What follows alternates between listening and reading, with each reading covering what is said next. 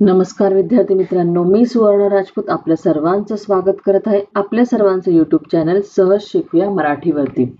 आज आपण शिकणार आहोत अभिजात मराठी इयत्ता 5वी या पाठ्यपुस्तकातील पाठ क्रमांक 7 भाजीचा भाव। चला तर पाहूयात आपण काय आहे याच्यामध्ये भाजीचा भाव।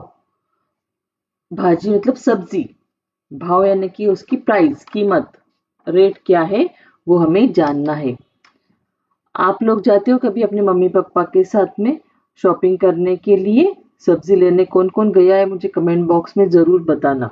कोण कोण तुम्ही भाजीपाल्याचा जो बाजार असतो, कधी कधी कुठल्या गावांमध्ये आठवडे बाजार असतो किंवा भाजी घ्यायला आपण जातो तेव्हा भाज्यांचा भाव आपण कसा करतो, आई आपली कशी भाज्यांचा भाव करते हे तुम्ही पाहिलंच असेल की नाही सगळ्यांनी? तर नक्की मला कमेंट करून सांगायचंय तुम्ही की तुम्ही काय काय पाहिलेलं आहे। चला आता आपण सुरुवात करूया आपल्या पाठाला। सगळ्यांनी आपलं टेक्स्टबुक ओपन केलं? चला सुरू करूया। शुभ्रा नेहमीप्रमाणे आपल्या आई बाबा यांच्या सोबत खरेदीला निघाली।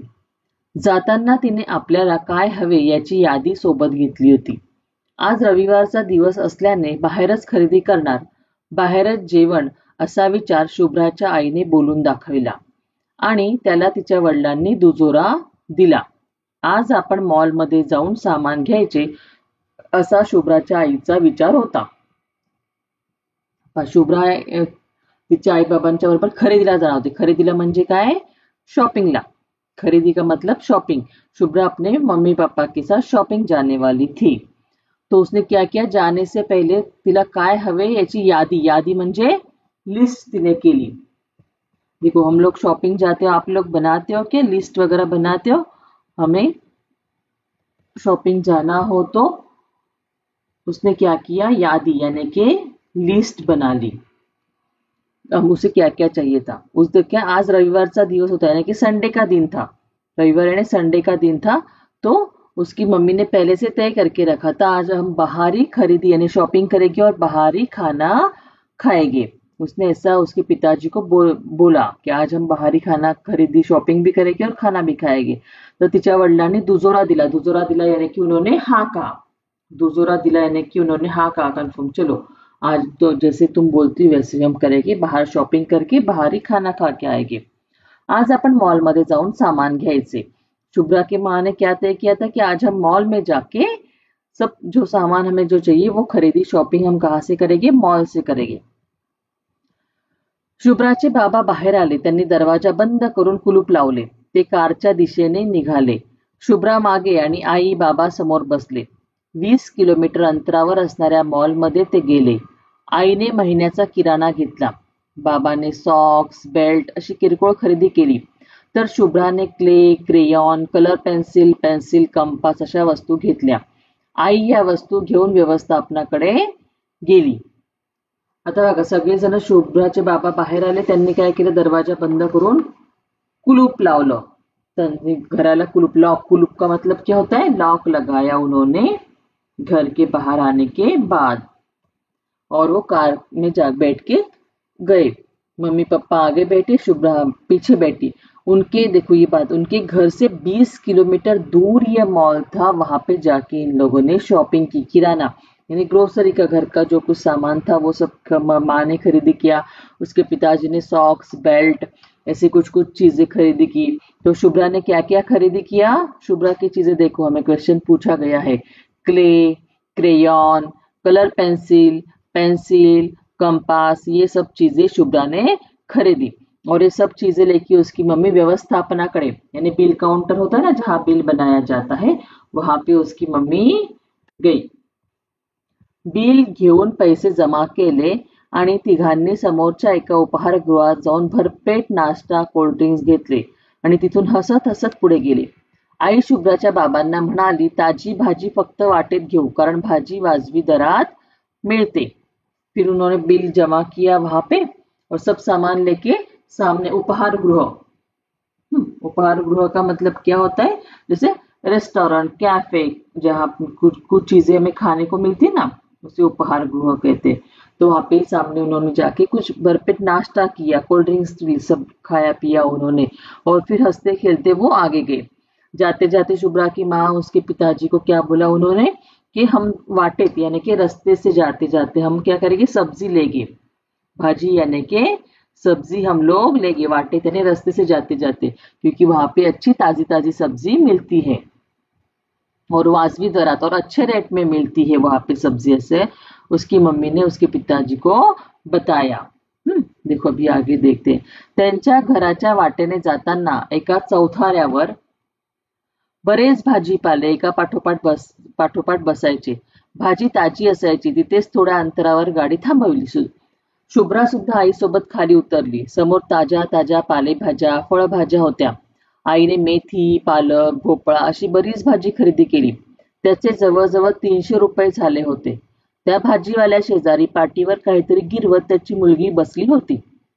देखो उनके घर के पास ही चौथारा यानी कि क्या, पीछे जाते एक लाइन है ना पे, चौथारा यानी कि ऐसा ओटे जैसे सीमेंट का किया होता है ना, जहाँ पे बहुत सारे, देखो हम लोगों के भी घर के पास में से सब्जी वाले बैठे रहते हैं, तो वहां पे ऐसे कुछ सब्जी वाले बैठे रहते थे सब्जी बेचने के लिए, एक के बाद एक ऐसे बैठे रहते।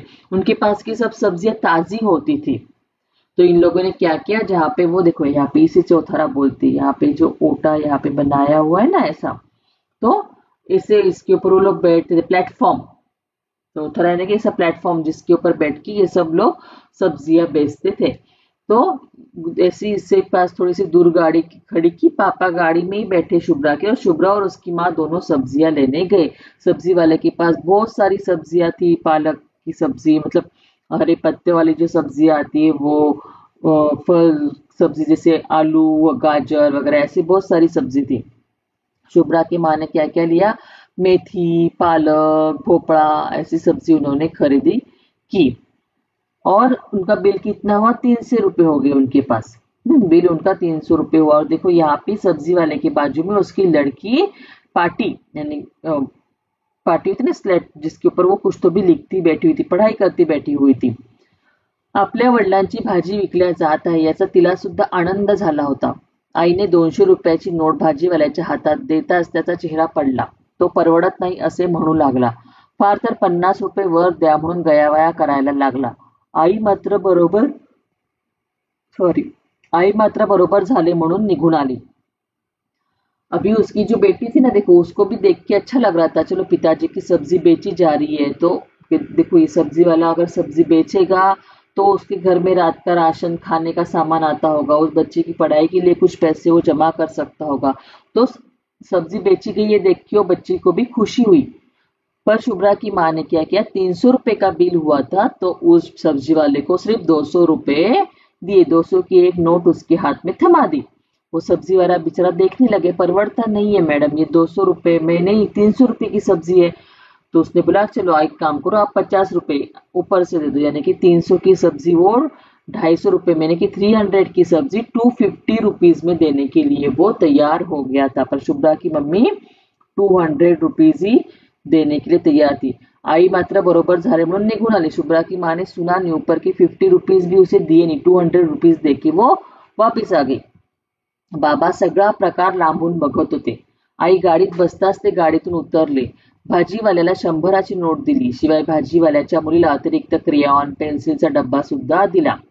शुभ्रा के पापा गाड़ी में बैठ के ये सब देख रहे थे। मम्मी उसकी गाड़ी में बैठते ही पापा गाड़ी से उतरे, वो सब्जी वाले के पास गए और उन्होंने सब्जी वाले को और 100 रुपीज दिए, 100 रुपीज की नोट दी। और उसके बाजू में जो लड़की बैठी थी, अतिरिक्त का मतलब एक्स्ट्रा, शुभ्रा ने जो क्रेयॉन पेंसिल जो लिए थे ना, तो एक्स्ट्रा भी उसने खरीदी की थी। तो उन्होंने क्या किया, वो एक्स्ट्रा के क्रेयॉन पेंसिल जो थे वो भी दिए। और सब्जी वाले का बिल तो 300 रुपए ही हुआ था, पर एक्स्ट्रा से उस लड़की को जो पढ़ाई कर रही थी उसको शुभ्रा के पापा ने क्रेयॉन और पेंसिल का डिब्बा दिया। आईचा राग अनावर झाला। बाबा उधळपट्टी करतात असे तिला वाटले। बाबा शांत आवाजात म्हणाले, आपण मॉलमध्ये खरेदी केली तेव्हा तू कोणत्याच वस्तूचे दर कमी केले नाही, कारण तिथे तसे होत नाही। भाजीवाल्याचे घर त्याच्या कामावरच चालते। मी एक शेतकऱ्याचा मुलगा आहे। माझ्या बाबांनी शेतीत कष्ट केले म्हणून मी इंजिनियर झालो। आज तुमच्या सगळ्या गरजा पूर्ण करू शकतो, मुलांना चांगल्या शाळेमध्ये टाकू शकतो। बाबाने समजावताच आईला आपली चूक समजली। पूर्ण प्रवासात आई एकही शब्द बोलली नाही। मात्र त्यानंतर कधीच आईने भाजीवाल्यांशी भाजीचा भाव केलेला मला आठवत नहीं। तो क्या हो गया, उसकी मम्मी को लगा कि ऐसे कैसे शुभ्रा के पापा, तुला राग अनावर झाला, उसको गुस्सा आया। राग अनावर झाला मतलब उसको बहुत गुस्सा आया। अनावर झाला यानी कि कंट्रोल नहीं हो रहा था उसका गुस्सा, उसको कंट्रोल नहीं हो रहा था। वो बोली उधर पट्टी मतलब कितना फालतू खर्चा करते हो। उधर पट्टी का मतलब क्या, फालतू खर्चा करना। किती उधळपट्टी करतात असे तिला वाटले। उसको लगा कि इसके पापा कितने फालतू खर्चा करते। उसके पापा शांति से गाड़ी में आए और उसकी मम्मी को बोला कि तुमने जब मॉल में शॉपिंग की तब तुमने कौन से जो चीजें ली उसमें भाव तोल की थी क्या, रेट किए थे क्या? क्योंकि वहां पे मॉल में ऐसा नहीं होता। मॉल में हम लोग जाते तो क्या करते, जो वहां पे प्राइस टैग लगा हुआ होता है वो कीमत हो तो हमें वहां पे चुकती करनी पड़ती है। वहां पे हम ऐसे थोड़ी बोल सकते 100 की चीज 50 में दो, नहीं, जो वहां पे प्राइस है वो प्राइस हम लोग देते हैं। और ये सब्जी वाले तो गरीब लोग होते हैं बेचारे, इनका पूरा घर जो है इनकी सब्जी के काम के ऊपर चलता है। अगर इन्होंने सब्जी नहीं बेची, उनको अच्छे से पैसे नहीं मिले तो उनका घर नहीं चलेगा, उनके बच्चों की पढ़ाई नहीं होगी। ये हम लोगों को समझ में लेना चाहिए। कभी ऐसे गरीब लोगों के साथ कोई चीजें खरीदी करते वक्त ऐसा भाव तोल नहीं करना चाहिए। उसके पापा ने कहा कि मैं भी तो एक शेतकरी यानी मैं भी तो एक किसान का लड़का हूँ। मेरे पिताजी ने भी खेती की, उसमें बहुत परिश्रम किए, कष्ट किए, नहीं परिश्रम किए, इसलिए आज मैं इंजीनियर हूँ। और आप सब लोगों की जो गर्जा, आपकी जो जरूरतें होती है वो मैं पूरी कर सकता हूँ, मेरे बच्चों को अच्छे स्कूल में भेज सकता हूँ। ये सब बाबा ने माँ उसकी मम्मी को समझाया। और समजावतात आईला आपली चूक, उसके जैसे उन्होंने समझाया वैसे ही उनको अपनी मम्मी की, उसकी मम्मी को ये बात ध्यान में आ गई कि नहीं हम लोगों ने गलती की थी। फिर पूरे रास्ते में मम्मी एक शब्द भी नहीं बोली, पर उन्होंने मन में ठान लिया था, ठरवलं यानी कि उन्होंने ठान लिया था कि अभी मैं किसी सब्जी वाले के साथ भाव तोल नहीं करूंगी, जो सब्जी का सच्चा मोल होगा वही दूंगी। उसके बाद में कभी उनको शुभ्रा ने देखा नहीं कि उसकी मम्मी ने किसी सब्जी वाले के साथ भाव तोल किया होगा। देखो बच्चा ऐसा होता है, जो गरीब से किसान लोग होते हैं, जो सब्जी बेचने वाले होते हैं, या फिर रास्ते पे कभी कभी दिवाली के टाइम में हम लोग इतने मिट्टी के दिए बेचने वाले, और कुछ रास्ते पे ऐसे बेचने वाले जो गरीब लोग होते ना, उनके पास से हम चीजें लेते तो 10-20 रुपए एक्स्ट्रा भी गए तो कुछ हम लोगों को फर्क नहीं पड़ता है ना। 10-20 रुपए की चॉकलेट तो हम लोग ऐसे ही खा लेते हैं, पर वो 10-20 रुपए उन लोगों के लिए बहुत इंपॉर्टेंट होते हैं। तो हमें इन छोटी छोटी बातों में ऐसा भाव तोल नहीं करना चाहिए। गरीबों के पास से चीज खरीदी की तो उनको पूरे पैसे देना चाहिए। ये हमें इसमें से सिखाया है। चलो अभी आप लोगों को अगर लेसन अच्छा लगा होगा तो हम स्वाध्याय की तरफ जाते हैं। शब्दार्थ क्या आहे, खरेदी करणे यानी की विकत घेणे, परचेस, दिवस, दिन, डे, बाबांनी म्हणजे वडिलांनी, म्हणजे फादर, पिताजी। स्वाध्याय में बहुत सारी, यहाँ पे तो कम शब्द होते, बहुत सारे शब्दों की मीनिंग तो आपको मैं जो येलो करके दिखाती हूँ ना, हाईलाइट करके दिखा देती हूँ, तो आपको बताती भी रहती हूँ, तो आपको ध्यान में रखना। प्रश्न पहिला, खालील प्रश्नांची 2 ते 3 वाक्यात उत्तरे लिहा। 1. शुभ्राच्या आईने कोणता विचार बोलून दाखविला? आज रविवारचा दिवस असल्याने आपण बाहेरच खरेदी करू आणि बाहेरच जेवणार असा विचार शुभ्राच्या आईने बोलून दाखविला। देखो मैंने कहा है जैसे कि वैसे सेंटेंस उठा के नहीं लिखने होते हमें आंसर में, उनको अपने शब्दों में लिखना होता है। प्रश्न 2, शुभ्राने बाहेर खरेदीला गेल्यावर काय काय खरेदी केले? उत्तर, शुभ्राने बाहेर खरेदीला गेल्यानंतर clay, crayon, colour pencil, pencil, compass अशा वस्तू खरेदी केल्या। प्रश्न 3, शुभ्राच्या बाबांनी आईची चूक कशी दाखवून दिली? उत्तर, शुभ्राच्या बाबांनी आईला समजावले की मॉलमध्ये खरेदी केली तेव्हा तू कोणत्याही वस्तूचे दर कमी केले नाही। भाजीपाल्यावाल्यांचे घर त्यांच्या कामावरच चालते। माझे वडीलही शेतकरी आहेत, त्यांनी कष्ट करून मला शिकवले म्हणून मी आज इंजिनियर झालो आहे, असं बोलल्यामुळे तिच्या आईला ती चूक समजली होती। प्रश्न 4, शुभ्राच्या बाबांनी गाडीतून उतरून काय केले? उत्तर, शुभ्राचे बाबा गाडीतून उतरून भाजीवाल्याकडे गेले, त्याला 100ची नोट दिली व त्याच्या मुलीला अतिरिक्त क्रेयॉन आणि पेन्सिलचा डब्बा दिला। प्रश्न दुसरा, जोड्या जुळवा। आता इथे विरुद्धार्थी शब्द आहेत बघा, ऑपोजिट वर्ड्स आहे। आत, बाहेर, आज, उद्या, आधी, नंतर, पुढे, मागे. प्रश्न तिसरा, रिकाम्या जागा भरा. शुभ्रा नेहमीप्रमाणे आपल्या आईबाबांसोबत खरेदीला गेली. शुभ्राच्या बाबांनी दरवाजा बंद करून कुलूप लावले. बाबा सगळा प्रकार लांबून बघत होते. आईचा राग अनावर झाला. प्रश्न 14, चूक की बरोबर ते लिहा. बाबा खूप उधळपट्टी करतात. चूक. आईने 500 रुपयाची भाजी खरेदी केली. चूक. 300 ची केली होती ना. शुभ्राच्या आईने पुन्हा कधीच भाजीचा भाव केला नाही. बरोबर. भाजी ताजी नसायची.